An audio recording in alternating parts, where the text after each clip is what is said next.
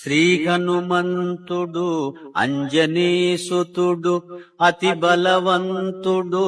రామభక్తుడు లంకకు పోయి రాగల ధీరుడు మహిమోపేతుడు శత్రుకర్షణుడు జాంబవదాది వీరులందరును ప్రేరేపింపగా సమ్మతించెను.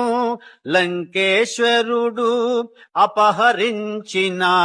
జానకి మాత జాడ తెలిసి కొన తన తండ్రి అయిన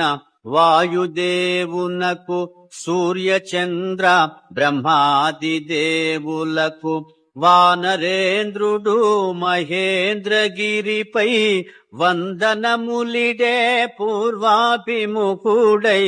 రామనామమున పరవశుడయ్యే రోమ రోమమున పులకితుడయ్యే కాయము పెంచే కుప్పిల్చి ఎగసే దక్షిణ దిశగా లంక చేరగా